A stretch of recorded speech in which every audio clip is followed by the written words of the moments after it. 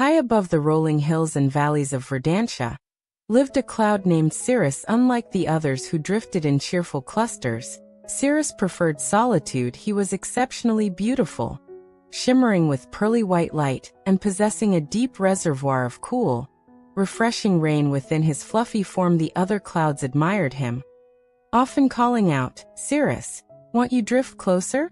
Won't you share a little of your bounty with us or the land below?"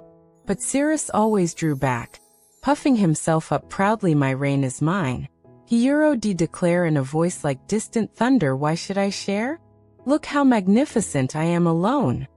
He feared sharing would diminish his own brilliance, leaving him small and insignificant like the wispy clouds he scorned beneath Cirrus.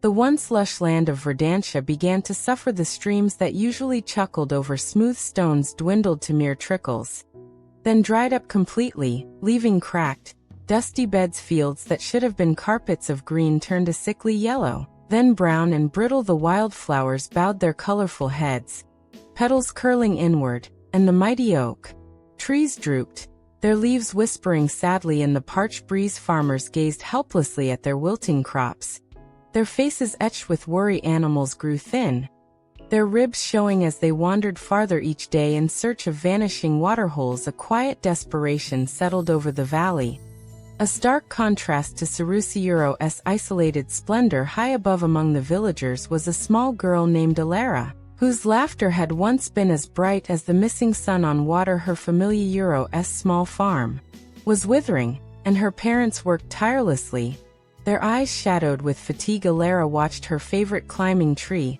a sturdy old willow by the vanished stream, lose its leaves. She missed the cool grass under her bare feet, now replaced by hot, hard earth. One particularly scorching afternoon, weakened and thirsty, Alara wandered to the dusty basin where the stream used to flow. Looking up, her small face pale and lips cracked, she saw Cirrus floating alone, brilliantly white against the harsh blue sky. "Please, Mr. Cloud," she whispered, her voice barely a rasp, "could you spare just one little drop? Just for the willow tree?" Cirrus heard the tiny, fragile voice drift up from below. Annoyed at first by the disturbance to his solitude, he glanced down. What he saw made his misty form tremble slightly. He saw the vast, cracked earth like a drought's cruel mosaic. He saw the skeletal trees, the listless animals, and the weary, hopeless faces of the people. But most piercingly, he saw Alara, so small, so frail, gazing up at him with eyes that held a world of thirst and a fading glimmer of hope. Her whispered plea echoed strangely within him, louder than any thunder he could muster. For the first time, his magnificent whiteness felt cold, not proud. A strange, unfamiliar ache began deep inside his core, where he stored his precious, untouched rain. The ache grew, transforming from a mere twinge into a profound, resonating sadness that seemed to fill his entire being. Cirrus looked from Alara's upturned face back to the vast reservoir of rain he'd guarded so jealously. He realized his magnificent isolation looked very different from down below. His shimmer wasn't admired. It was a cruel reminder of withheld life. His fullness wasn't strength. It was selfishness made visible. The fear that sharing would diminish him suddenly felt hollow, foolish. Even what good was his brilliant whiteness if everything beneath it turned to dust? What value was his hoarded rain if it meant a child couldn't even find a drop for a dying tree?